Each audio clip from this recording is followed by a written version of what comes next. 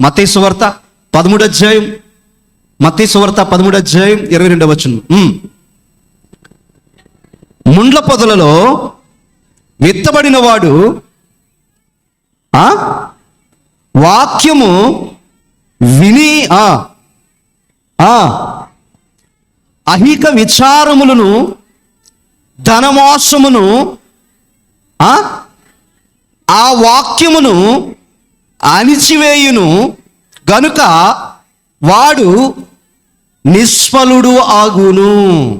ఎంత బాగుందో చూడండి మాట, ఈ లైన్. వాక్యం విన్నాడట. వాక్యం వినేవాడు ఏ స్టాండర్డ్లో ఉండి వాక్యం విన్నాడంటాడు? ముండ్ల పొదలలో విత్తబడిన వాక్యం ఎలాగుంటుంది, విత్తనం ఎలాగుంటుందో చెప్తున్నాడు ప్రభు. వాడు వాక్యం వింటాడట. అయితే ఆ వాక్యాన్ని అణిచేసే కొన్ని అడ్డులు, ఆటంకాలు వాడి జీవితంలో ఏమున్నాయంటే, ఏమున్నాయట? అహిక విచారములు, ఇహలోక చింతలు. ఏంటవి? ఇహలోక చింతలు, ధనమోసాలు, అంటే ధనం మీద మమకారాలు, ధనాన్ని సంపాదించుకోవాలన్న ఆశలు, దురాశలు, ఇంకా సుఖభోగాలు. లోక సువార్తలోకి వెళ్తే సుఖాలు అంటాడు. సుఖభోగాలు, ఈ మూడు, ఈ సుఖాలు, ఈ సుఖభోగాలు, ఈ ధనం మీద ఆశలు, ఈ ఇహలోకపు చింతలు ఫలించవలసిన వాడి జీవితంలో నిష్ఫలుడుగా అడ్డుపడి వాడిని తయారు చేస్తాయట. ఈ ఇహలోక చింతలు, ఈ ధనం మీద మమకారాలు, ఆశలు, దురాశలు, లోకం మీద సుఖభోగాలు వాడికి అడ్డుపడి వాడిని అణిచేసి ఫలించవలసిన వాడిని నిష్ఫలుడుగా చేస్తాయంట. ఇప్పుడు సెమినార్ అవసరమా కాదా? వారి దేవుని కొరకు ఫలించేవాడుగా ఉండాలంటే 4 రోజులు సెమినార్లో 4 రోజుల పాటు వాక్యాన్ని వాడు వింటే వాడు ఎలా ఉంటాడు? ఫలించేవాడుగా సిద్ధపడతాడు. కాబట్టి మరి 4 రోజులు సెమినార్ అవసరమా అంటే అవసరం, చాలా అవసరం. మనిషి ఫలించాలన్నా, విశ్వాసంలో కొనసాగించాలన్నా, విశ్వాసంలో స్థిరుడుగా నిలబడాలన్నా వాడికి 4 రోజులు సెమినార్ అనేది చాలా అవసరం. ఇక సెమినార్ విషయానికి వస్తే సేవకులను చూస్తారా? సేవకులు, ఈ పరిశుద్ధ యాజక సమూహపు సేవకులను చూస్తే 20 మంది సేవకులు. ఈ సేవకులు చాలా గొప్పలని చెప్పడానికి ఇష్టపడుతున్నాను. కారణం ఏంటంటే, ఈ సేవకులు అందరిలా మెసేజ్కి ఎంత ఇస్తారని అడిగే సేవకులు కాదు. ఈ సేవకులు, యాజక సమూహంలో ఉంటున్న సేవకులు సేవకెళ్ళి, లేకపోతే పరిచర్యకి వెళ్ళి, ప్రసంగానికి రేటు కట్టే సేవకులు కాదు. ఈ సేవకులు ఎలాంటి వాళ్ళు అంటే, ఈ సెమినార్కి వారు కష్టార్జితాన్ని 10,000 రూపాయలు, ఒక్కొక్క సేవకుడు 10,000 రూపాయలు, అక్షరాల 10,000 రూపాయలు వేసుకుని ఈ సేవలో వారి యొక్క ఫలాన్నిచ్చి, వారి యొక్క జీతాన్నిచ్చి, వారే కష్టపడడానికి సిద్ధపడిన సేవకులు. అంతే తప్ప లేనిపోని ఫోజు కొట్టి డూబు మాటలు మాట్లాడే సేవకులు కాదు. నిస్వార్థముగా దేవుని కొరకు, దేవుని సేవ కొరకు, రాజ్య సువార్త వ్యాప్తి కొరకు, ఆత్మల కొరకు మా వంతు మేము పనిచేస్తామని సిద్ధపడిన నమ్మకమైన సేవకులే తప్ప గుండెకాయ ఇచ్చేస్తాను, లివర్ ఇచ్చేస్తాను, కిడ్నీలు కోసి ఇచ్చేస్తాను, నేను అమ్మేస్తాను, నా రక్తం ఇచ్చేస్తాను, నేను డూబు మాటలు చెప్పే సేవకులు కాదు. అందుకనే ఈ సేవకుల కొరకు చెప్పడానికి ఎందుకు ఇష్టపడుతున్నానంటే, చాలా నమ్మకమైన సేవకులు. మరొక మాట, ఇలాంటి సేవకుల్ని నడిపిస్తున్న ఈ సేవక బృందకు నాయకులు 2 ఉన్నారు. అందులో ఒక ఆయన జయప్రకాష్ గారు. నమ్మకమైన సేవకుడు, నమ్మకమైన నాయకుడు, ఉత్తమమైన నాయకుడు అని చెప్పడానికి ఇష్టపడుతున్నాను. ఎందుకనంటే సెమినార్స్ జరగడం వల్ల అయిపోయిన తర్వాత ఎలాగుంటుందంటే, అప్పులుంటాయి, నష్టాలు ఉంటాయి. ఆ నష్టాలు ఆ తర్వాత జరిగిపోయిన తర్వాత అది ఏదైతే నష్టం ఉందో, ఏదైతే అప్పు ఉందో, దానిని సంఘం మీద రుద్ది ఇస్తారా చేస్తారా అని సంఘాస్తుల్ని, విశ్వాసుల్ని పీడించుకునే రకం కాదు. మీకు అర్థం అవ్వాలంటే లాస్ట్ యానం సెమినార్ జరిగించాం. మా 20 మంది సేవకులు 10,000 వేసుకుంటే 2 లక్షలు వచ్చినాయి. కానీ అక్కడ అయిన ఖర్చు ఇంకా ఎక్కువయ్యింది. కానీ ఆ నష్టాన్ని ఎవరు భరిస్తారనంటే, ఆ నష్టం నేను భరిస్తానని ముందుకు వచ్చిన వాడే నాయకుడు జయప్రకాష్ గారు.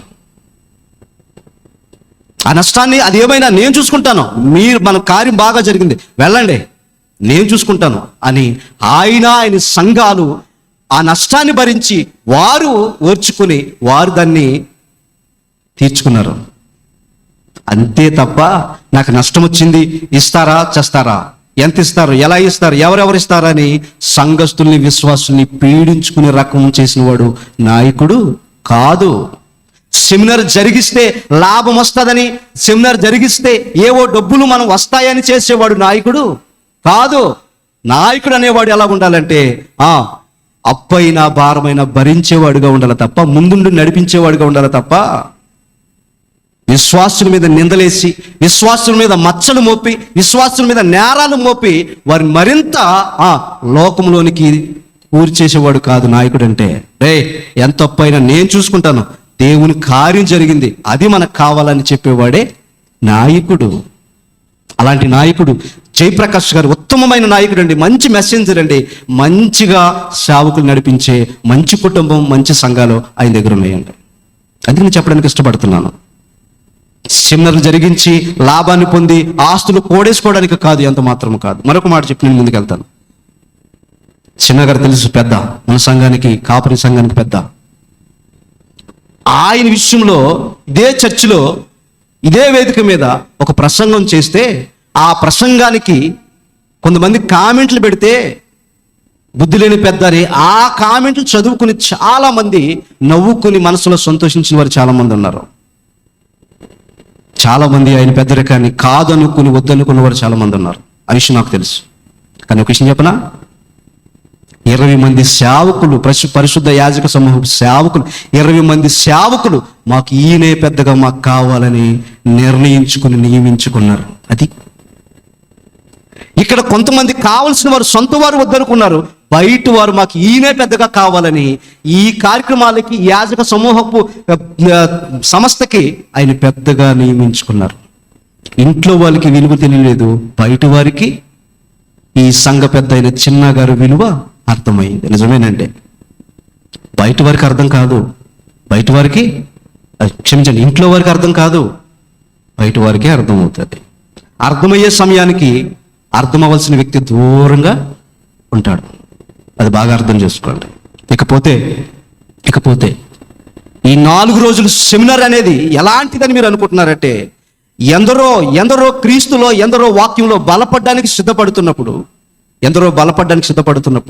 ఎందరో లేవడానికి సిద్ధపడుతున్నప్పుడు, లోకానికి దూరంగా, లోక మర్యాదకు దూరంగా, మలినాన్ని అంటించే ఈ లోకానికి దూరంగా ఉండి 4 రోజులు దేవుని వాతావరణంలో, ఆహ్లాదకరమైన వాతావరణంలో ఉండడానికి ఇష్టపడుతున్నప్పుడు, దేవుని కొరకు, దేవుని పక్షాన సేవకులుగా రెడీ అవ్వడానికి సిద్ధపడుతున్నప్పుడు, దేవుని కొరకు ప్రయాసపడడానికి, దేవుని సేవ చేయడానికి, పరిచారకుడుగా నిలబడడానికి ఎందరో సిద్ధపడడానికి రెడీగా ఉంటే, వారి కొరకు పని చేయడానికి మీరు రెడీయా